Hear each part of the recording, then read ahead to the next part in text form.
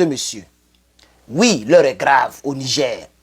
Dans la nuit du 28 au 29, il y a eu des tirs nourris, des explosions, des drones, des combats violents qui ont secoué la capitale du Niger.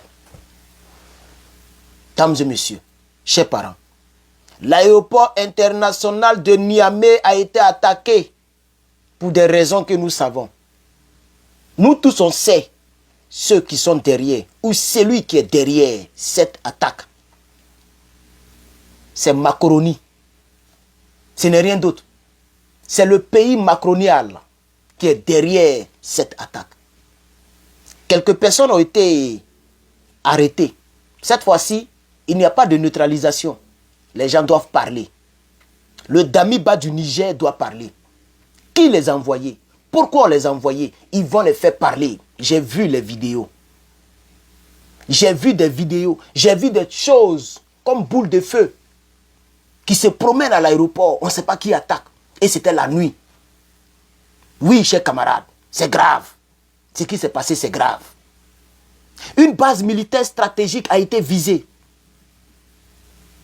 Et derrière cette attaque, il y a des choses qui se cachent. Des enjeux concernant la richesse du peuple nigérien. Le peuple nigérien a été victime de sa richesse. C'est de ça qu'il s'agit, de son uranium. Parce qu'il y a des gens qui ont besoin de puissance, chers camarades. Et donc, nous allons en parler. Qu'est-ce qui s'est vraiment passé cette nuit? Qui a frappé? Et surtout, pourquoi ils ont frappé? C'est de ça que nous allons parler dans la suite de cette vidéo. De l'actualité mondiale avec Herman le Patriote. Le supporter, l'Ivoirien supporter numéro 1 du Niger. On pompe le cœur pour le Niger. Aïe, maman, pour le Niger, c'est nous on a fait ça. Plus de 4800 personnes en ligne dans le temps, en 2023.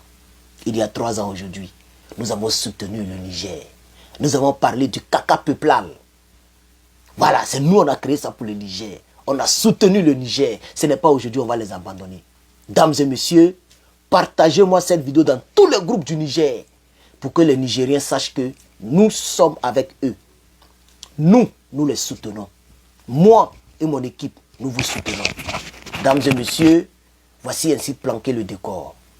Mais avant de continuer, je voudrais vous demander d'aller recommander ma page. Je veux que nous puissions atteindre les 100 personnes aujourd'hui, parce que le mois est déjà fini. Allez-y, recommandez ma page. Vous partez en haut. Vous allez voir, c'est en bleu comme ça. Vous cliquez dessus, vous recommandez. Vous mettez un petit commentaire, ça me fera plaisir. Partagez la vidéo, mettez beaucoup de j'aime. On y va. Oui, au petit matin, l'amplitude des dégâts a apparu. Les autorités sont allées sur le terrain pour voir ce qui s'est passé. Des personnes ont été sciées, des personnes ont été capturées, des personnes ont été arrêtées. L'ordre a été donné depuis l'état-major général, même depuis la présidence. M. Aboudarrahman Tiani, qui était avant général de brigade et qui est aujourd'hui général d'armée, connaissant la stratégie de guerre, a gardé son calme.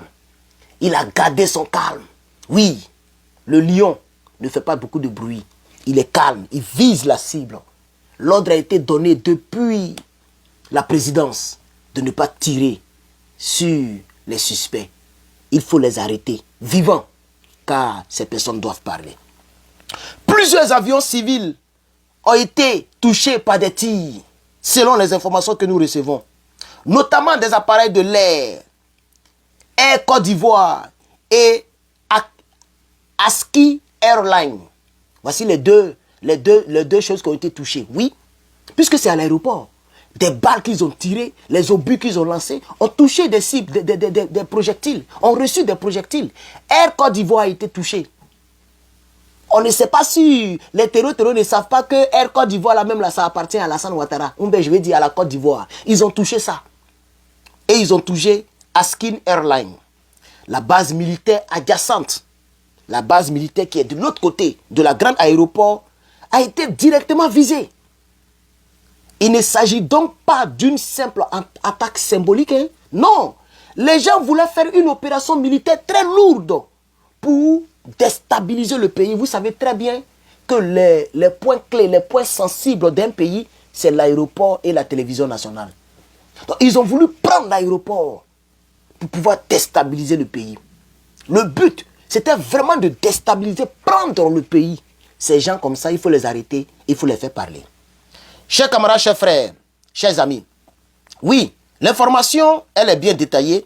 J'ai pris mon temps pour bien faire les recherches et je l'ai bien détaillé, chers camarades, chers frères. Oui, chers amis. C'est entre minuit et 2 heures du matin que les tirs ont été entendus.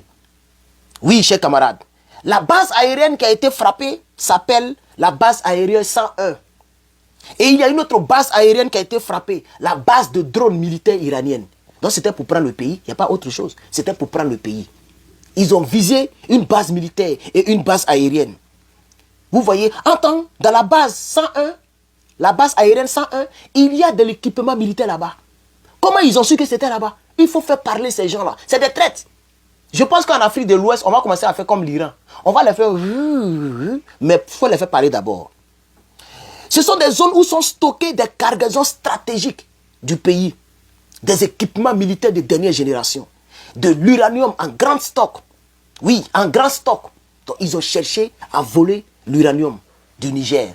Pendant que le Niger a dit à Orano qu'on ne veut plus travailler avec vous. Vous, Bolloré, l'a quitté ici. Orano, désormais, ça appartient aux Nigériens. Oui, c'est de ça qu'il s'agit. On va écouter ici le général. Aïe. Écoutons ici le général un peu. Un peu. C'est ça qui les énerve. Mais nous n'acceptons le Niger. Notre cher pays nous appartient et c'est à nous de forger son destin, Inch'Allah. Vous avez désormais en face de vous un peuple qui a pris son destin en main. Nous n'acceptons aucun chantage, aucune intimidation, aucun préalable. Voici ce qui énerve les gens. Le peuple du Niger a pris son indépendance. Désormais, c'est le Niger qui gère le Niger. C'est doux, hein? C'est le Niger qui gère le Niger. C'est le Nigérien qui gère les Nigériens. Désormais, le peuple du Niger a pris son indépendance. C'est ça qui énerve les gens. Pourquoi ils ont visé l'aéroport 101? Et l'aéroport est donc de drones. Où est stocké l'uranium? Pourquoi?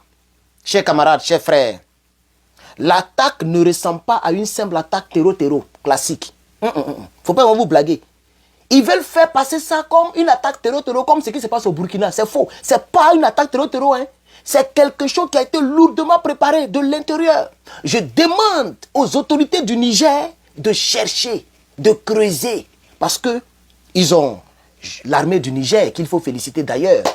Mettez en commentaire, merci les gars. Mettez en commentaire, merci les gars. L'armée nigérienne a contenu cette attaque d'une grande envergure. Ce n'est pas une petite attaque. Ce n'est pas une simple attaque selon mes recherches. Chers camarades, l'objectif principal est clair. Frapper le cœur militaire et stratégique du régime nigérien pour faire tomber le régime et pour voler son uranium. Oui, les assaillants cherchaient à détruire tous les drones du pays. C'est pourquoi ils ont attaqué la base. Parce que c'est là-bas sont stockés les drones.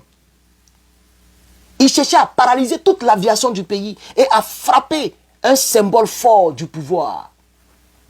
Oui, c'est ce qu'ils ont cherché à faire.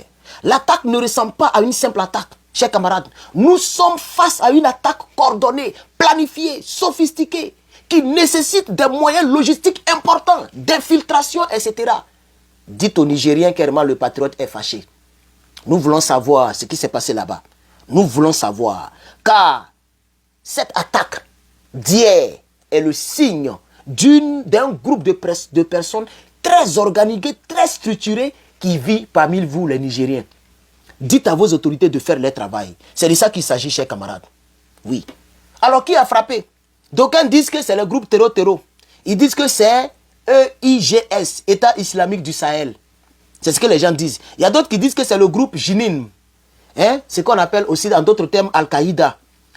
Vous voyez, ils veulent mettre ça sur les terreaux. En réalité, ce n'est même pas affaire des terreaux même. C'est des traîtres de la nation qui ont été achetés, qui ont voulu faire tomber le Niger. C'est sur ça que moi je vais insister. Vous comprenez? Oui, chers camarades.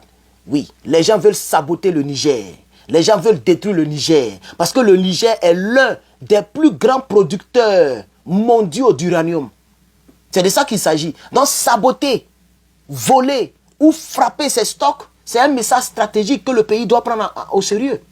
Ça veut dire qu'ils ne veulent pas le bien de l'Iran, de l'Iranien. Dames et messieurs, j'ai tellement de choses à vous dire parce que j'ai mon cœur qui me fait mal. Ils ont voulu faire tomber notre général, notre président. Ils ont voulu faire tomber le Niger. Mais le Niger tient bon. Félicitations au Niger. Commentez en bas. Vive le AES.